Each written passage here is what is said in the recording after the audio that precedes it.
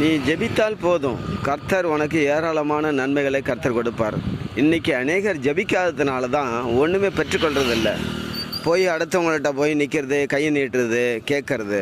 ஊழியக்காரனுக்கிட்டேயே இதை போல் என்ன செய்கிறாங்கன்னா, போய் ஐயா எனக்கு ஹெல்ப் பண்ணுங்க அப்படின்னு கேட்குறாங்க. ஊழியக்காரன்கிட்ட இருக்கிற கர்த்தர் தான் உன்னோடும் கூட இருக்கிறார்.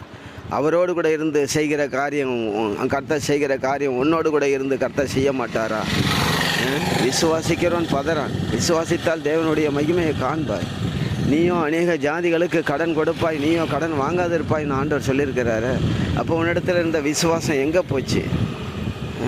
என் ஊழியக்காரன் எங்கே இருக்கிறானோ நான் அங்கே இருக்கிறேன்னு சொல்லியிருக்கிறாரு. எந்த இடத்துலையாவது ஏசப்பா மக்களுக்கு பொருளையோ பொண்ணையோ அதையோ அள்ளி கொடுத்தாருன்னு பார்க்குறீங்களா? இல்லவே இல்லை.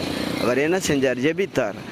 பரலோகத்தில் இருக்கிற தேவனை நோக்கி ஜெபம் பண்ணார், பிதாவை நோக்கி ஜெபம் பண்ணார். அதே போல் நீ பரலோகத்தில் இருக்கிற தேவனை நோக்கி ஜெபம் பண்ணினா ஆண்டவர் நீ நினைத்ததற்கு, நீ வேண்டிக் கொண்டதற்கும் ஆண்டவர் அதிகமாக உனக்கு செய்வார். நீ யாரையும் தேடி நாடி ஓடி அலைய வேண்டிய அவசியம் இல்லை. எந்த ஊழியக்காரனையும் நீ கேட்க வேண்டிய அவசியம் இல்லை. ஆமென், அல்லேலூயா, ஸ்தோத்திரம்.